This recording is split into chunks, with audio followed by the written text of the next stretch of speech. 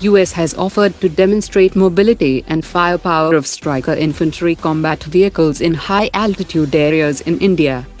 Indian Air Force's AVRO aircraft carried out a landing at Agatti Airport as part of their mission. Hindustan Shipyard has completed the refit of INS Sindhu 30-kilo class submarine 4 months ahead of schedule.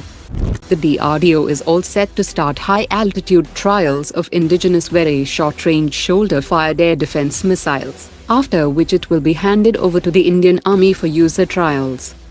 DRDO has successfully conducted flight trials of the target acquisition system for the man-portable anti-tank guided missile that has a detection range of 4,500 meters and is employed for day and night surveillance, target acquisition and missile firing. Anadrone Systems Private Limited has bagged a contract from Indian Navy to supply 100 SHIKRA target drones. Anadrone Systems Private Limited and US firm Aero have partnered for offering Triton autonomous underwater and surface vehicle to Indian military.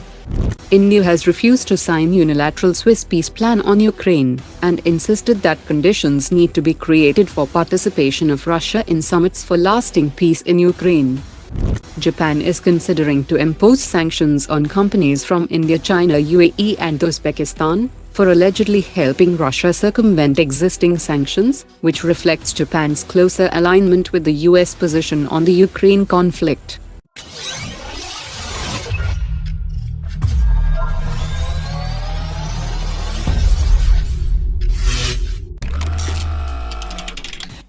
The DRDO chief has said that the country's ambitious AMCA 5.5 generation fighter jet program is expected to be ready for production by 2033, with induction into the Indian Air Force from 2035 onwards.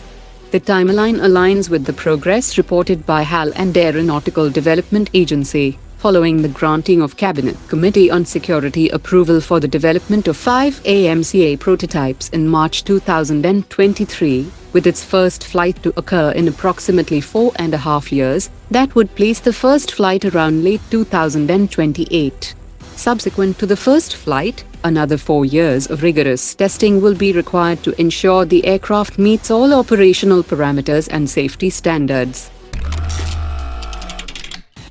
According to latest media reports, the Philippine Air Force is prioritizing the SAAW Gripen E and the American F-16 Viper in its selection process to acquire 12 new fighter jets, and Philippines has allocated $1.04 billion for the modernization program.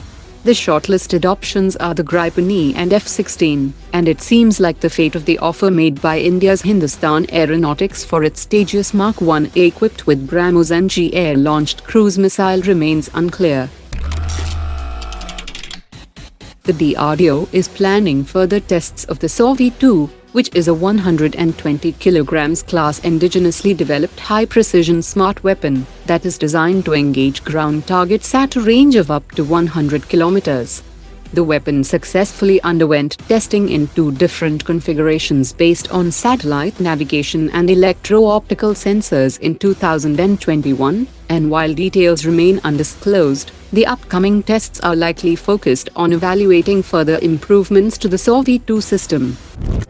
Today's top 3 comments.